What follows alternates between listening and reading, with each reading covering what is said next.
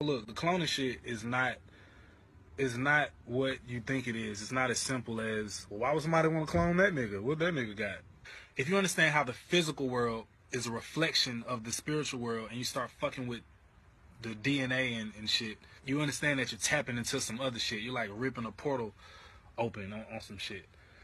The movie Boys of Brazil, even the movie Congress, she agrees to give them her image. They like scan her some shit, and then she goes into this digital world.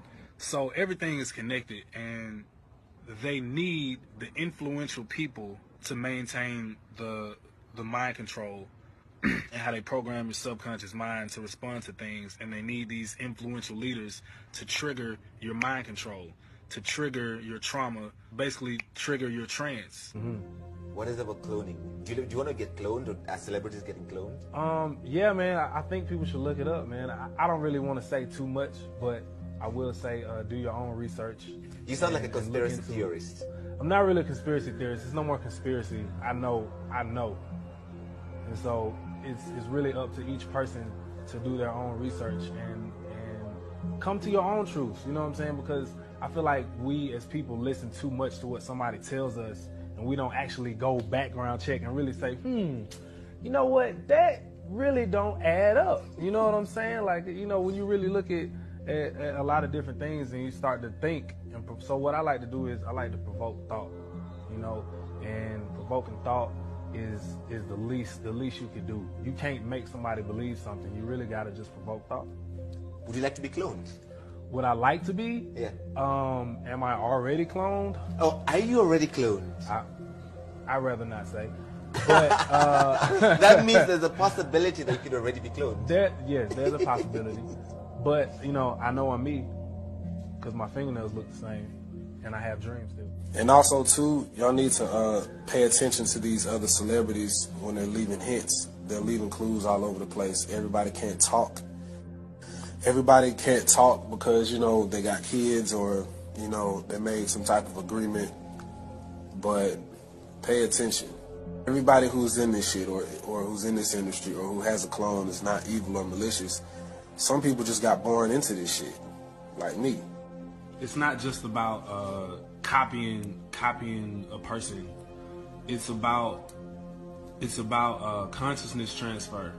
And it started with MK Ultra, and the reason why this is important is because it's a lot of people that are unwillingly participating in this shit, and they don't even fucking know it. It's mind control, and it started with Germany. It started after World War II. All the Nazis were, you know, escorted, VIP'd in. All the top scientists and military personnel were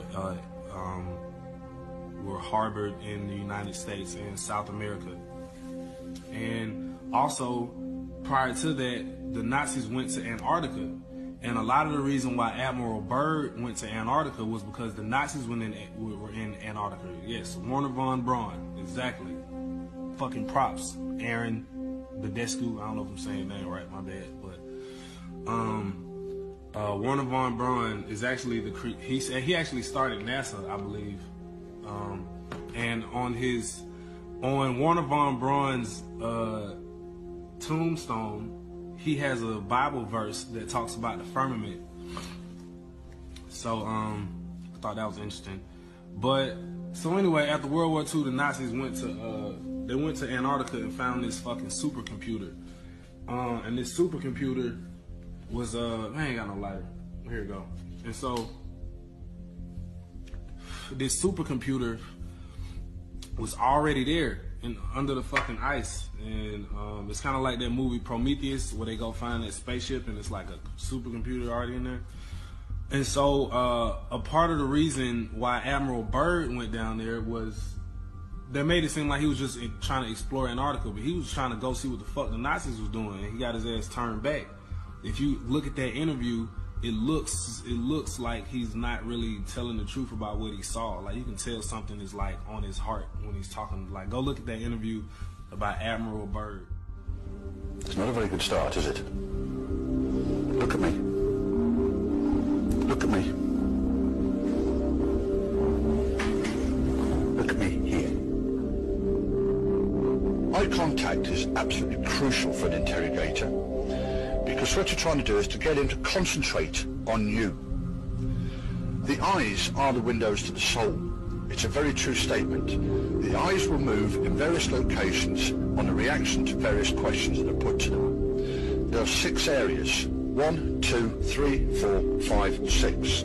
If you want to recall something, a past event or something of that nature, then the majority of people will move up into the top right. If they're making things up, it'll come from the top left. If you touch a raw nerve, then the eyes will move down to the left or to the bottom right. The way in which you can get around this is to train yourself to keep looking straight ahead as soon as a question is asked to you. Because otherwise, at one point, you're going to trip up and your eyes will move to one location or the other. Admiral, an expedition to which I believe you're the advisor is now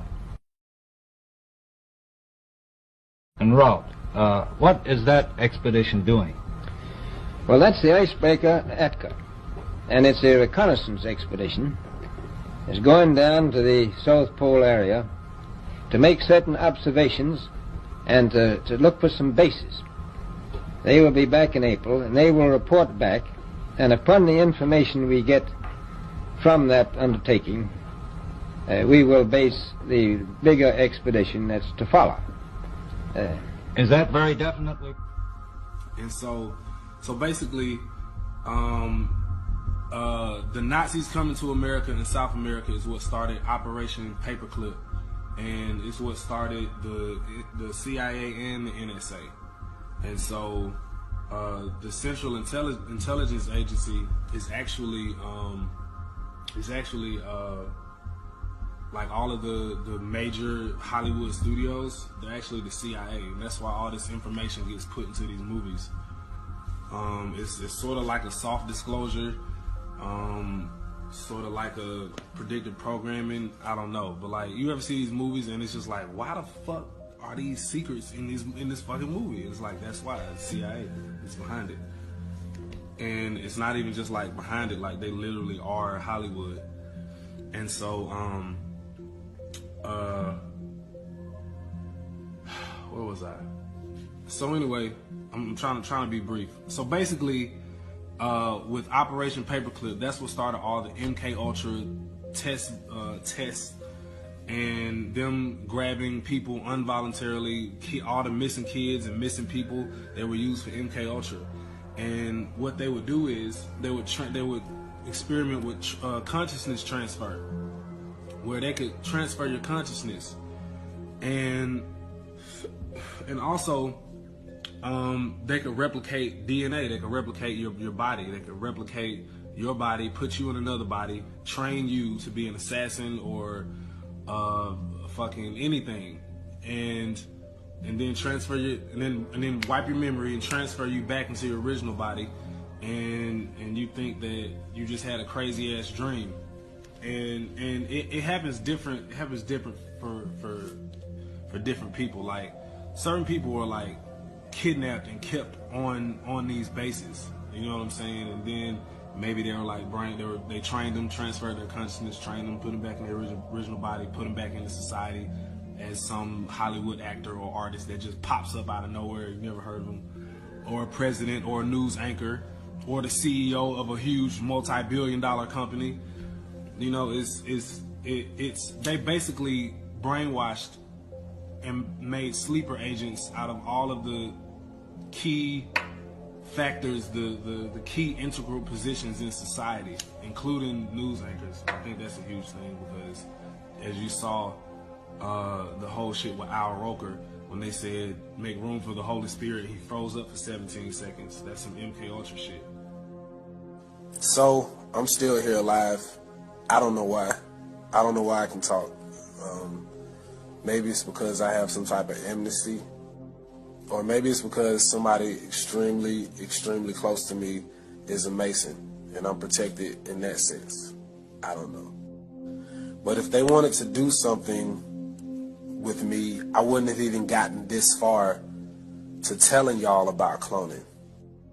So to the people telling me, Bob, I fear for your life, y'all don't worry. I'm in good hands.